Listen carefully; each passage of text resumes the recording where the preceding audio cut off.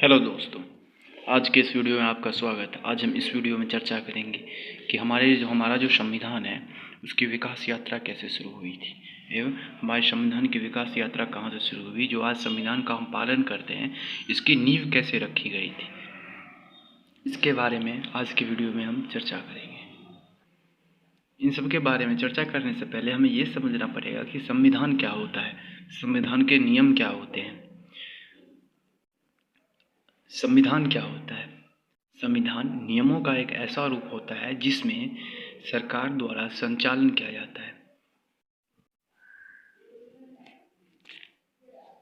यानी नियमों का ऐसा रूप जिसके अंतर्गत विधायिका, कार्यपालिका, न्यायपालिका की स्थापना की जाती है एवं इनके कार्य क्षेत्र एवं दायित्वों के बारे में बताया जाता है कि विधायिका, कार्यपालिका, न्यायपालिका के क्या दायित्व हैं और इनका कार्य क्षेत्र क्या है। इसकी विशेषताएं हैं कि इसके अंतर्गत यह तय किया जाता है कि कानून कौन बनाएगा, यानी कि जो कानून बनाएगा वह कौन बनाएगा, किसे फैसले लेने का अधिकार होगा और न्याय कौन सुनिश्चित करेगा। यह एक आईना है जिसे देश के भूतकाल, वर्तमान काल और भविष्य काल की एक झलक देखने को मिलती है। इसके अंतर्गत सभी के कर्तव्य का निर्धारण किया जाता है कि किस प्रकार अपना और अपने समाज का उत्थान करें। प्रस्तावना में इसके सभी उद्देश्य एवं महत्व के बारे में चर्चा की गई है। जब हम प्रस्तावना पढ़ेंगे तो जानेंगे कि प्रस्तावना के अंदर संविधान के जो भी मुख्य उद्देश्य हैं इसके बारे में चर्चा की गई है। इसमें नागरिकता के साथ साथ सरकार को भी उनके उद्देश्य लक्ष्यों के बारे में बताया गया है कि सरकार के क्या उद्देश्य होने चाहिए, क्या लक्ष्य होना चाहिए, कैसे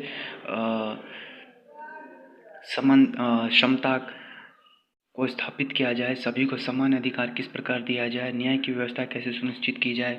इसके अंतर्गत सभी के मूल अधिकारों के साथ साथ मूल कर्तव्य को भी शामिल किया गया है। अभी निर्माण के बारे में समझते हैं, इसका निर्माण कैसे हुआ था। हमारे संविधान के निर्माण के क्या चरण थे। 1600 ईस्वी में ईस्ट इंडिया कंपनी का आगमन भारत में हुआ था, ये सब हम सब जानते हैं।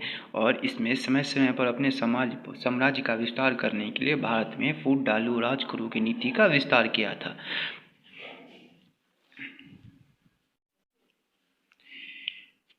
इन्हीं में अपने कई नियम या अधिनियम भी उन्होंने पारित किए थे, जिसमें उन्होंने अपना पहला एक्ट, रेगुलेटिंग एक्ट पारित किया था। ध्यान रखेंगे कि भारत में पहला एक्ट जो पारित हुआ था वह रेगुलेटिंग एक्ट 1773 था। इसमें निम्नलिखित बातें थी। इसमें कंपनी जो शासन करती थी उसका लिखित विवरण प्रस्तुत किया गया था, जिसके कारण भारत में ब्रिटिश संसद का प्रशासन और भी नियंत्रण हुआ। इसकी विशेषताएं थी कि इस एक्ट के तहत बंगाल के प्रथम गवर्नर जनरल लॉर्ड वारिंग हैंगस्टन थे, यानी इस एक्ट के प्रथम गवर्नर जनरल लॉर्ड वारिंग हैंगस्टन थे। इसके अंतर्गत बंगाल में 1774 में उच्चतम न्यायालय की स्थापना की गई थी। इसके मुख्य न्यायाधीश सर एलिजा इम्पे थे।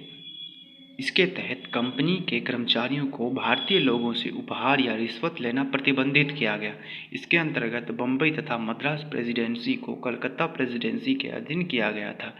अब दूसरा एक्ट जो पारित हुआ था वो था एक्ट ऑफ सेगमेंट या 1781 रेगुलेटरी एक्ट, यानी कि रेगुलेटरी एक्ट में जो खामियां रह गई थी उसको दूर करने के लिए इस एक्ट को लाया गया था। इसके तहत अब कलकत्ता के सरकार को बंगाल, बिहार, उड़ीसा में कानून बनाने का अधिकार दिया गया था। यानी जो कलकत्ता की सरकार थी वह बंगाल, बिहार, उड़ीसा इन 3 जगहों पर अपना कानून और अधिकार प्राप्त किया था। इसमें न्यायालय पर रोक लगा दी गई कि वह कंपनी के कर्मचारी के विरुद्ध कोई कार्रवाई नहीं कर सकता जो उसे सरकारी अधिकारी की हैसियत से किया था। यानी कि न्यायालय पर आरोप लगा दिया था कि वह कर्मचारी के विरुद्ध कार्रवाई नहीं कर सकते।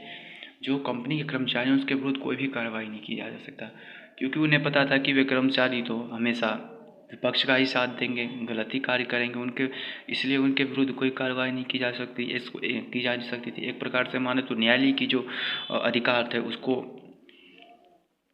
यहाँ पे ईस्ट इंडियन कंपनी ने मतलब अपने कब्जे में कर लिया था। इसके बाद तीसरे एक्ट को देखते हैं।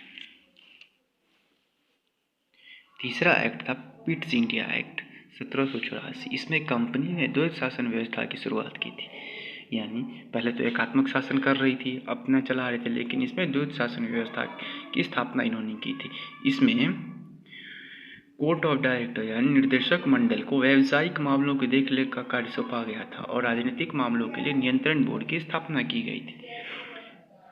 चौथा एक्ट आता है 1793 में चार्टर अधिनियम। इसमें कंपनी के कर्मचारियों को एवं नियंत्रण बोर्ड के कर्मचारियों को भारतीय राजस्व से वेतन देने का व्यवस्था किया गया था। यानी जो कंपनी के कर्मचारी हैं उनको और जो राजस्व कर्मचारी हैं उनको भारत में जो राजस्व थे यानी भारत के जो धन थे उनमें से उन्हें वेतन देने का अधिकार किया गया था। चार्टर अधिनियम 1813 कंपनी का अधिकार 20 वर्षों के लिए बढ़ा दिया गया था और कुछ सीमा तक भारत के साथ व्यापार करने हेतु सभी देशवासियों के लिए मुक्त व्यापार की अनुमति दी गई थी। मानो तो चार्टर अधिनियम 1813 में 20 वर्षों के लिए कंपनी का कार्यकाल भी बढ़ा दिया गया था, लेकिन इसमें एक बात थी कि इसमें ब्रिटिश व्यापारियों के लिए मुक्त व्यापार की नीति अपनाई गई थी। ईसाई मिशनरी भारत में धर्म प्रचार करने में लग गए थे। चार्टर अधिनियम 1833 आता है। इसमें महत्वपूर्ण परिवर्तन किए गए जो निम्नलिखित थे। कंपनी के व्यावसायिक अधिकार पूर्णतः समाप्त कर दिया गया। अब कंपनी का कार्य केवल शासन करना था। चार्टर अधिनियम 1833 में कंपनी का जो व्यावसायिक यानी जो कार्य करता था कंपनी व्यवसाय पर भी उसका शासन समाप्त कर दिया और वह बस केवल शासन के लिए इसका उपयोग कर सकता था। भारत के में दास प्रथा के विरुद्ध कानून भी 1843 में लाया गया था, जो कि दास प्रथा को गैर कानूनी बताकर इसे खत्म कर दिया गया था 1843 में। बंगाल के गवर्नर जनरल को भारत का गवर्नर जनरल कहा जाने लगा था। भारत के गवर्नर जनरल को पूरे ब्रिटिश भारत तथा विधिक कानून निर्माण करने का अधिकार प्रदान किया गया था। इस कानून में भारत का गवर्नर जनरल जो था वो पूरे ब्रिटिश भारत के तहत विधि कानून निर्माण का एक अधिकार प्रदान किया था। यानी वो पूरे भारत और ब्रिटिश सरकार के जितने भी कानून होंगे उनका एक अधिकार प्रदान किया गया था। उसके तहत वो कानून का निर्माण कर सकता था।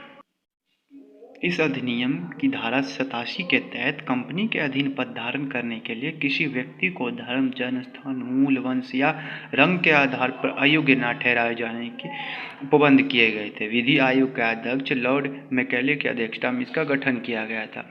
इसके तहत सिविल सेक्टरों के चयन के लिए खुली प्रतियोगिता आयोजन किया गया था, जिसमें ब्रिटिश राज के संविधान के निर्माण का संदेश इस एक्ट में मिलता है, क्योंकि इसमें कुछ मामलों पर ध्यान देकर उसे सही करने का प्रयास किया गया। धर्म के आधार पर भेदभाव निषेध, खुली प्रतियोगिता, योग्य व्यक्तियों का चयन किया जाना इत्यादि। लेकिन ये एक्ट भी परिपूर्ण नहीं थे, क्योंकि ये बस नाम के लिए थे। इसमें ना तो किसी भारत के लोगों का चयन होता था खुली प्रतियोगिता में, ना ही उन्हें सेवा करने का मौका दिया जाता था। लेकिन चार्टर अधिनियम 1853 जब आता है तो उसमें सेवाओं एवं नामजदी का सिद्धांत समाप्त कर दिया जाता है और पहली बार चार्टर अधिनियम 1853 के तहत प्रशासनिक सेवाओं में भारतीय को शामिल होने का मौका दिया जाता है। अब इन अधिनियमों के बाद 1858 का भारत सरकार अधिनियम आता है, जिसमें संवैधानिक व्यवस्था में महत्वपूर्ण परिवर्तन किए जाते हैं। भारत शासन अधिनियम 1857 की क्रांति के बाद ब्रिटिश क्राउन ने भारत का शासन कंपनी के हाथ से ले लिया। यानी कि ब्रिटिश क्राउन ने कहा कंपनी को अब तुमने बहुत शासन कर लिया, अब अपना जो ताज है मेरे हाथ में दो। और ब्रिटिश क्राउन ने अपने सिर पे अपना ताज, कंपनी का ताज धारण किया। इसके अंतर्गत भारत राज्य सचिव की सहायता के लिए एक सदस्यीय भारत परिषद का गठन किया गया है, जिसके सदस्य को भारत सचिव सहित भारत को राजस्व और वेतन दिया गया। इसमें यह व्यवस्था की गई कि इन सदस्यों में ऐसे सदस्य हों जो कम से कम भारत 10 वर्ष तक सेवा दे चुके हैं और नियुक्ति के समय उन्हें भारत में आए अधिक से अधिक 10 वर्ष हुए हो। भारत के शासन संचालन के लिए ब्रिटिश मंत्रिमंडल में एक सदस्य के रूप में भारत के राज्य सचिव की नियुक्ति की गई, जो ब्रिटिश संसद के प्रति उत्तरदायी था। गवर्नर जनरल का नाम बदलकर वायसराय कर दिया गया। इस समय गवर्नर जनरल लॉर्ड कैनिंग था, जो अंतिम गवर्नर जनरल था और प्रथम वायसराय था। अगर एग्जाम में पूछे कि ब्रिटिश कंपनी का प्रथम गवर्नर जनरल कौन था, तो वो लॉर्ड कैनिंग थे और प्रथम वायसराय भी लॉर्ड कैनिंग थे। वह प्रतिवर्ष भारत की नैतिक एवं आर्थिक प्रगति की रिपोर्ट संसद में प्रस्तुत करते थे। यानी ये जो 1858 का भारत शासन अधिनियम था, इसमें प्रतिवर्ष भारत की नैतिक एवं आर्थिक प्रगति की रिपोर्ट संसद में पेश की जा सकती थी। कुल माने तो ये यहाँ से अगर बात की जाए तो भारत के संविधान का रास्ता खुलता है कि संविधान का निर्माण कैसे हुआ था। अब इसके बारे में हम कल चर्चा करेंगे, क्योंकि ये चैप्टर जो है काफ़ी बड़ा है और समझते हम इस चैप्टर को चलेंगे। धन्यवाद। थोड़ा बोर्ड का इश्यू हो सकता है क्योंकि बोर्ड नहीं है अभी, तो कॉपी पे लिख के समझाते हैं। फिर भी देखिए, आप पढ़ भी लीजिएगा थोड़ा, अगर समझ में ज़्यादा ना आए तो। ठीक है, धन्यवाद आपका वीडियो देखने के लिए। पूरा वीडियो देखिए, इसी तरह हमारे वीडियो पे आते रहिए ताकि हमें एक मोटिवेशन मिल सके और हम और अच्छे से आपको पढ़ा सकें। धन्यवाद।